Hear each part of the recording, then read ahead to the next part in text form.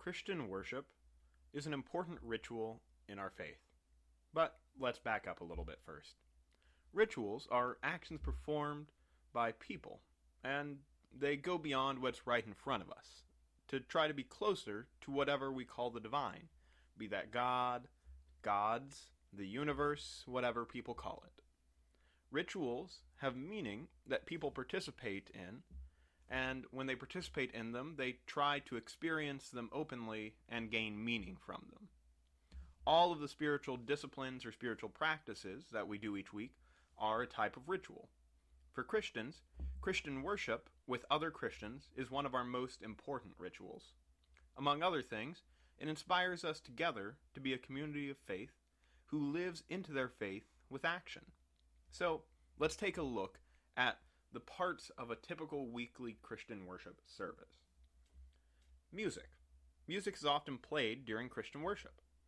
While the music you might be familiar with today are hymns or praise songs, there are many older forms of music used in Christian worship, including singing the Psalms and chanting.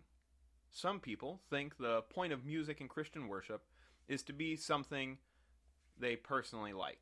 But the main reason for music in Christian worship is to connect us with God, not just through the tune, but through the words as well. Communal prayer is another portion of Christian worship. This binds the community with one another and with God, building their relationship more. Reading scripture in worship allows a gathered community to connect with the text and one another. The scripture usually ties in with the rest of the worship service in some manner, and reminds us there is value in the stories of faith that have been passed on to us.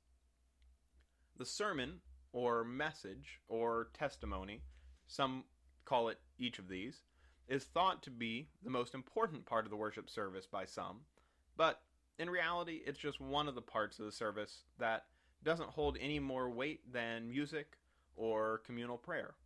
A sermon interprets our faith for us today, so that those in the congregation can hear what a speaker, pastor, preacher, whomever, has come to understand about how faith should be lived out in our lives.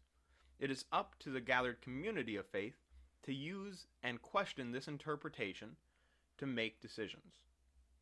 Communion is a practice that our church, the Christian Church Disciples of Christ, practices every Sunday, but which other churches might practice once a month, once a quarter, or only on special occasions. Communion reminds us that all people are invited to eat at God's table, and that Christ's life was lived for all of God's creation. We remember, as we eat the meal together, our obligation to continue Jesus' work of making the earth more like God's kingdom, and sharing what we have with others. During some worship services, there is an offering or collection taken of money. This portion of the worship service often will refer to giving back to God, and the money usually goes to keeping the church running, paying a minister, and doing mission in the world.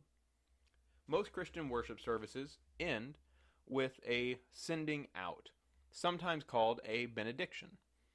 This portion of the worship service often reminds Christians to not leave their faith in the place of worship, but to combine it with all parts of their life and follow Christ in all that they say and do. Now, these are the parts of a typical weekly Christian worship service. In cohort this week, we'll go beyond the typical parts of the Christian worship service and explore Christian worship practices that you may not have encountered before. Until then, though, have a great week.